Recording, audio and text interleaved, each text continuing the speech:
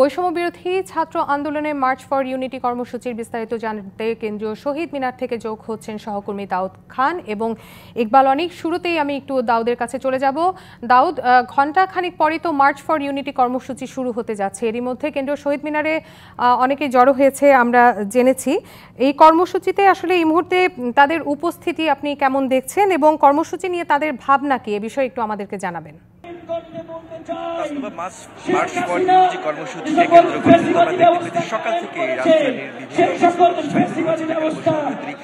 আন্দোলন যারা শিক্ষার্থীরা রয়েছেন তারা সকলে কিন্তু এখানে আসতে শুরু করেছেন এবং একই সাথে আমরা দেখতে পেয়েছি গত রাতেই রাজধানী সহ বিভিন্ন এলাকা যেগুলো রয়েছে অর্থাৎ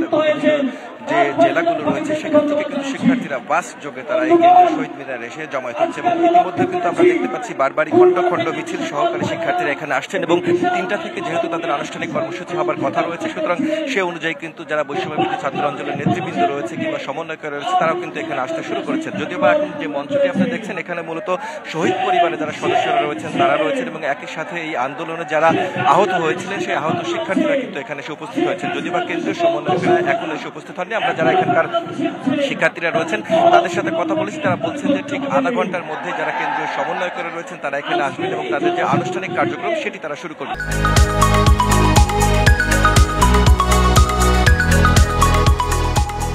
আমরা সকাল থেকে আসলে যারা শিক্ষার্থীরা রয়েছেন তাদের সাথে কথা বলেছি এবং তারা বলছেন যে আজকেও কিন্তু ছাত্র জনতার সাথে অর্থাৎ বিভিন্ন শ্রেণী পেশার মানুষ এখানে এসে যুক্ত হয়েছেন এবং তাদের আজকের যে কর্মসূচি সেটির সাথে তারা একত্রতা পোষণ করেছেন এবং তারা বারবারই বলছেন তাদের যে জুলাইয়ের ঘোষণাপত্রটি দেবার কথা ছিল যেটি আসলে রাষ্ট্রীয়ভাবে দেওয়া হচ্ছে সেটিকে তারা প্রাথমিক বিজয় হিসেবে মনে করছেন এবং তারা বারবারই বলছেন যে এই যে শহীদ মিনারটি রয়েছে এই শহীদ মিনারে ৩রা আগস্ট কিন্তু তারা সমবেত হয়েছিলেন যেখানে শিক্ষার্থীদের আন্দোলনের সাথে সমর্থন জানিয়ে জনতাও কিন্তু একত্রিত হয়েছিল এবং বিভিন্ন শ্রেণী পেশার মানুষও কিন্তু সেদিন একত্রিত হয়েছিলেন যে কারণে কিন্তু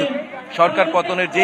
এক দফা অর্থাৎ চূড়ান্ত যে আন্দোলন সেটি কিন্তু এখান থেকে শুরু হয়েছিল এবং তারা বারবারই বলছেন আজকের এই গণজামায়াতের মধ্য দিয়ে তাদের আবারও অর্থাৎ জুলাই বিপ্লবের যে স্পিরিট তাদের যে ঘোষণাপত্রটি রয়েছে সেটিও আসলে সাধারণ মানুষের কাছে পরিষ্কার করবেন এবং একই সাথে তারা বলছেন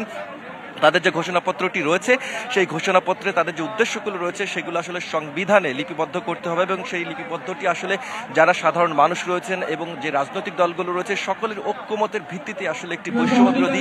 বাংলাদেশ তারা বিনির্মাণ করবেন এবং একই সাথে যারা এখানে যুদ্ধাহত রয়েছেন অর্থাৎ যারা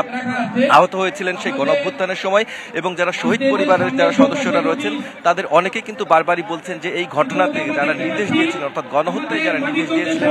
আওয়ামী লীগ সরকার এবং একই সাথে আওয়ামী লীগ সরকারের যিনি প্রধান ছিলেন সাবেক প্রধানমন্ত্রী শেখ হাসিনা তাকে দেশে ফিরিয়ে এনে গণহত্যার যে বিচার সেটি করতে হবে এবং একই সাথে ফ্যাসিবাদ সরকার হিসেবে তাদেরকে এই দেশ থেকে বিতাড়িত করবার কথাও কিন্তু অনেকের মুখে আমরা শুনতে পেয়েছি। তো সব মিলিয়ে বলা যায় যে এখনো আসলে খণ্ড খণ্ড মিছিল সহকারে বিভিন্ন স্থান থেকে ছাত্ররা আসছেন এবং একই সাথে আমরা দেখতে পেয়েছি বিভিন্ন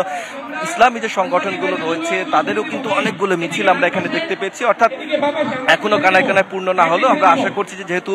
দেশের বিভিন্ন জেলা থেকে যে বাসগুলো এসেছেন সেগুলো আসলে দূরে একটি জায়গায় রাখা হয়েছে সেখান থেকে খণ্ড খণ্ড মিছিল সহকারে আসছেন যেহেতু শিক্ষার্থীরা সুতরাং ধারণা করা হচ্ছে আরো আধা ঘন্টার মধ্যে আসলে গণজামায়াতটি একেবারে পরিপূর্ণ হয়ে যাবে এবং যারা সমন্বয়কারী রয়েছেন অর্থাৎ যারা প্রধান সমন্বয়কারী ছিলেন এবং সেই সময় যারা এই আন্দোলনে বড় ভূমিকা রেখেছিলেন তারা যখন আসবেন এখানে দিক নির্দেশনামূলক বক্তব্য দেবেন। তো সব কিছু মিলিয়ে বলা যায় যে এখন আসলে মূলত যে আনুষ্ঠানিক কার্যক্রম সেটি চলছে এবং কিছুক্ষণের মধ্যে হয়তো বা সমন্বয়কেরা তাদের যে জুলাইয়ের যে ঘোষণাপত্রটি রয়েছে সেখানে কি কি থাকছে সেগুলো হয়তো বা জাতির সামনে এবং একই সাথে শিক্ষার্থীদের সামনে প্রকাশ করতে